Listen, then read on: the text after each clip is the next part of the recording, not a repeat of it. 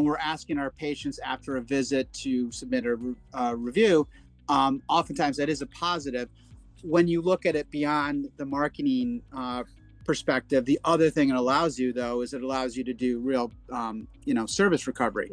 If that review shows that there's been any kind of issue, if the feedback is negative, it also gives you a chance in a way that wouldn't always happen to directly address what the negative feedback was around. So whether it be a long wait time in the waiting room, whether it be not a great front desk interaction, whether it be an issue with the clinician, the provider, him or herself, it also gives you more of a chance to address that.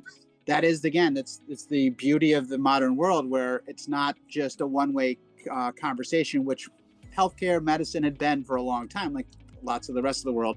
Now it's an open conversation.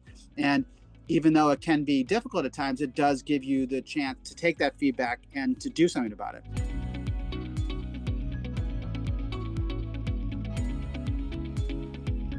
Especially in New York City, there's a lot of hospitals with a lot of great doctors in every single service line. And there's that competition to begin with. Then there's all these new players spilling into our space.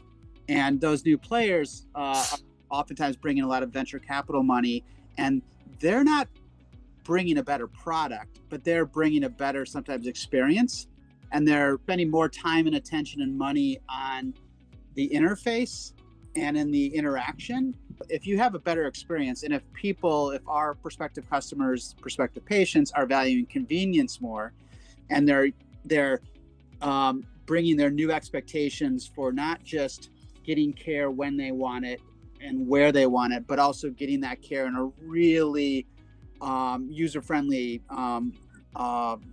tool or platform, that brings those expectations to our product, our world-class doctors. And so we have to oftentimes try to keep up with those outside players that are coming to the space, not again with the doctors and the clinical care, but with the interface. And so that oftentimes we have to do that with not the same venture capital resources that some of these companies have.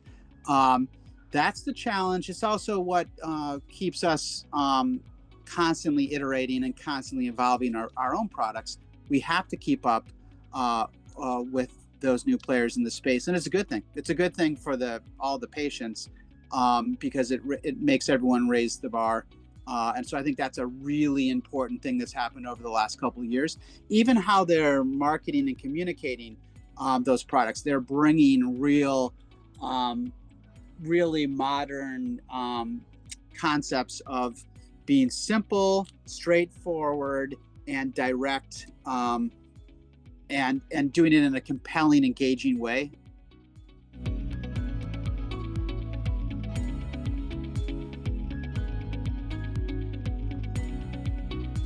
There are distinct groups of people, but it's interesting. A lot of our initial assumptions were wrong. We assumed, it might be age-based. It might be the younger people who want virtual care. Turned out not to be true. Again, I harken back to the giant transformation in the entire world that COVID put everyone through. So we have to be careful that we're not assuming just on demographics, one group of people will want one kind of care. It really is just having flexible options and offering that to everybody. A big part of what's helped all this is all of these patient portals. More and more people have adopted, have become comfortable with using patient portals. And even in a crowded market, people are using a version of that same portal, so they get comfortable with that. And then we can obviously plug in lots of this different virtual care into that portal experience. And that makes it really easy to, when someone is, logged into that portal after an in-person visit and they want to check their test results or they want to renew their prescription, they can also see, I can have this virtual urgent care visit.